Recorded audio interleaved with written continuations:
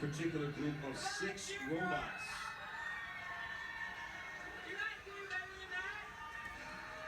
Yeah, they know how to keep this crowd pumped up. I guess it's a dual role, referee and hype man. Yes, multifaceted. And, of course, a robot is being tended to. Do we know? We can't quite see what robot that is, can we? Let's see, that looks like it is 6092. I believe that's the Q-bots out of Quincy High School.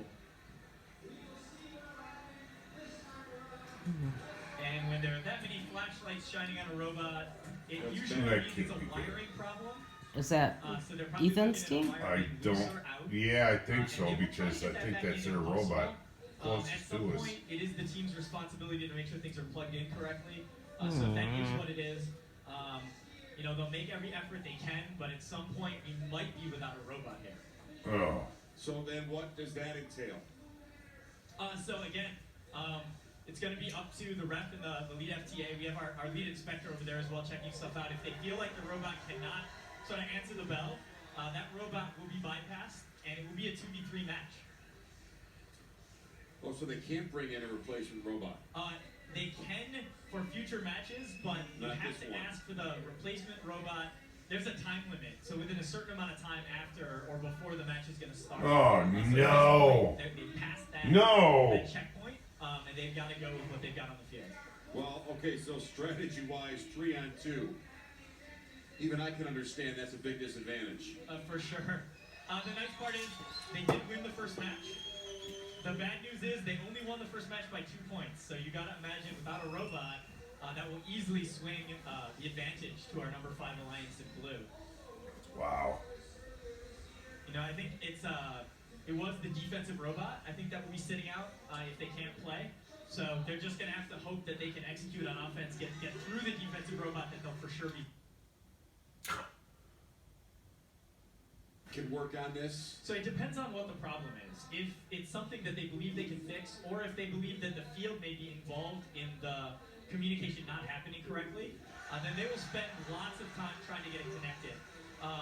You know, if a team shows up and all of their wires are just completely ripped out of everything and there's no way that we're going to be able to fix it, then, you know, the time limit is going to come a little bit quicker. And that is Ethan's alliance? Yeah. His, Yeah. is it his robot? No, not his It's robot, one of but it's the on his alliance. team alliance, okay. Those kids, boy, they put in so much time in the weeks and months leading up to this. Come on, fix To it. have things go sideways when you're ready to Make it work. put your best 1, 2, foot 3. forward is very difficult. And so from this view, we can see the radio is powered up and working, but it looks like the radio cannot see the brain, essentially. It's a Robo-Rio, that is the main computer on the robot. And right now, it looks like we're not getting linked to the Robo-Rio. So that's either essentially an Ethernet cable connecting the two together, or there's a power issue at the Robo-Rio. No, The power issue, I Fix think, it. would go with what we were guessing based on the flashlights. And it's hard too, because you can see this robot has that plastic cover on top of all of their electronics, which is great during the match because you don't want to get other robots, you know, reaching in there and ripping stuff out. But, you know, when you're trying to troubleshoot and work on it, it's one more barrier.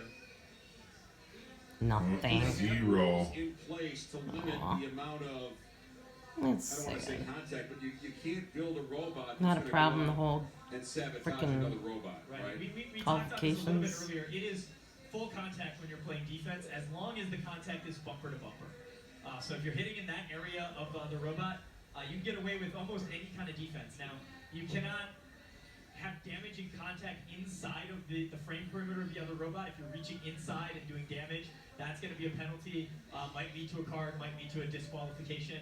And one of the big things with First is we want to have robots competing. We want to see these kids be Yes, able to we use do. their robot in the way it was designed. So coming out with a robot that's designed to flip robots or destroy robots. I'm just envisioning a robot with a giant wrecking ball that swings back and forth, but Right. that's why they don't let me make the rules. I guess that's the difference between us and BattleBots. Yes. They're sort of like the boxing of the robot Right. world. and we're more like, you know, the soccer or the basketball. The of gentler, robot world. kinder, Yeah. yes. So still contact, still defense, you know, in football, still got tackling going on, but you're not trying to hurt people. So that meter and Oh. that instrument Did they get there, it what does fixed? that I don't measure? know. That is a multimeter. We can see it is set right now to DC voltage. So they're trying to measure whether power is making it, I'm guessing again, to that Robo Rio. So it looks like it is that power issue. And they're just trying to find out where the break is, what wire is not working to transmit that battery voltage to the Robo Rio. We should be able to see 12 volts when they probe stuff downline of the battery. And it looks like, and I haven't seen it change from that 0. So they were playing with the fuse earlier. That's another possible issue. Looks like they were content with the fuse being plugged in all the way. You know, now they're just trying to see if they can get any information from anywhere else. This, I think they're actually checking the frame to see if the frame of the robot has power. So unlike a car, so automobiles actually use the chassis, the frame of the car, essentially as a wire to bring the negative side of the circuit back to the battery. On the robots, it's isolated. We don't have the frame being live. And that's sort of an extra safety that we have here based on the way the robots work. So they're checking to see if, hey, maybe there's a short going through the frame that's causing a problem. That looked to come out clean. So I'm not sure what else they have to check. It looks like They're they lifting the will- robot yeah. off. Oh no. Are you kidding me? So if my Aw. understanding of the rules is correct, they will not be replaced for this match. Now, the Oh benefit is- no. But off the field, That they get the sucks. extra time during the match to start troubleshooting and fixing it instead of being waiting on the sideline, you know, wishing they could start troubleshooting. Oh my goodness, really? So they're going to go basically backstage. There's a second gym here at this Jackson Northwest Oh, High my School goodness. in Jackson. So that's where the We'll see. They might not even let them go that far. So the Okay. guy with the yellow hat, that's Isaac Wright. He's the lead inspector here at this event. So he's in charge of making sure all the robots are in compliance with the rules. But he's also, of course, because of that, intimately familiar with the electrical systems on the robot. So he's going to try to help them troubleshoot stuff. I think they'll have way more luck figuring out what's wrong with it once they get that cover off and they can actually get their hands and eyes inside. so it'll be a Oh, definite no. disadvantage for this Red Alliance. They won the first one, but And they will That have to go down sucks. a robot. Yeah. and again, it's the Qbots robot that's going to be on the shelf for this one. That is correct, yeah.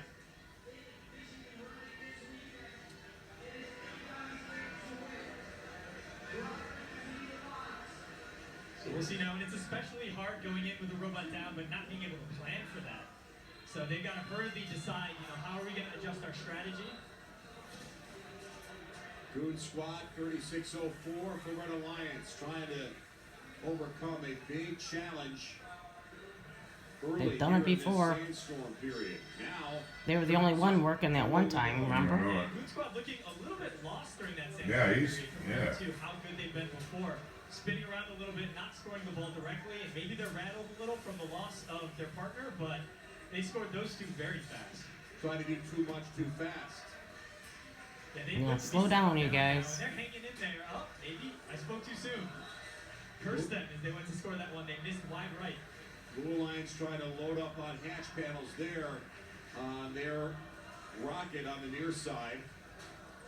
Not a big point lead for the Blue Alliance, so this is a pretty competitive match so far. You see Blue Eagles there in the top left of your screen looking for cargo to load up. Now they're going for a hatch panel and they can't secure it. And then right now, from where we are, I can't see that third robot from our Blue Alliance, 7665. Come on. Go red. Well, 7665. Go Goon right Squad there and front Alliance, center, and please. Okay, so doesn't seem to be a factor. yep, they're just so low trying to play defense, but you know, I was watching the Red Uh-oh, Robots there's something maybe wrong with their score blue. over Oh. them. I Yeah. think they maybe are Yeah, a little but bit too light. Blue's really So taking a big not lead. having Yeah, the but that power one's needed not to hold their moving. position there. This is So really maybe it's a good interesting. thing. It's this close, considering Red is down a robot. Yeah, but don't forget, you can't make up the sandstorm points, and you can't make up that climb points. Right. So it's a 6-point deficit Yeah, for Red, sucks. assuming Blue can execute on that. So Cargo's had to work. Now some defense being played by the GL Gadgets robot that has just been more Oh, nuisance for hatch anything. panel came loose. We saw 3604 scoring a cargo, but knocking off the hatch panel. So they actually de-scored themselves, costing themselves essentially 5 points there. Yeah, now Red Alliance is going to go right for the half docking. Yeah, they need this climb, and Oh. they need blue to miss. Jacktown Vector is Come going to on. and try and get I think blue. they Boy, that went is too They're on early. the edge. comfortable. Oh no. Oh boy. Oh, Oh, living on the edge. I think that would count. that's the first time they've missed And in look how close the 2 score minutes. is. Yep. Yeah.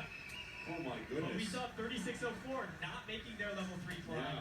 So if Jacktown Vector's here, if blue counts, I think this is going to be a blue victory.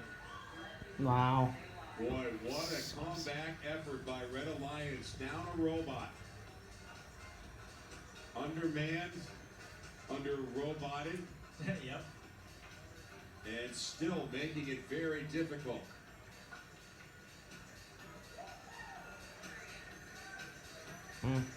That was horrible.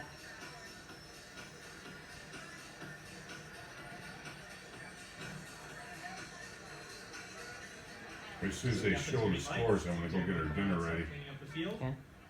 And we won't find out if that Cubot's robot for the Red Alliance got fixed until when? So we should know when they come back out for their next match. Either they will be there or a backup robot will be there in their place. A tie? Or tie. Oh my Lord, thank you, Jesus. Are you kidding me? Blue Alliance exploiting the advantage of having the extra robot. A tie. Did they say a tie? No, I think blue won. That's what they mean. It's a Here is 1-to-1 your final tie. stats. Oh. Yeah, just too much to overcome, right? Yeah. 6 point difference in the sandstorm. That could be entirely on that missing robot not starting on level 2. 6 point difference on the climb at the end. Again, the missed climb by 3604 contributing a little bit there, but you know if they make the top level, it's going to be an extra 9 points. Still not really going to turn this match around. Yeah, when you've got 3 robots, Joe, you losing need one cocktail? makes a big difference. sure. Wow. As we jump That into was the ugly. highlights.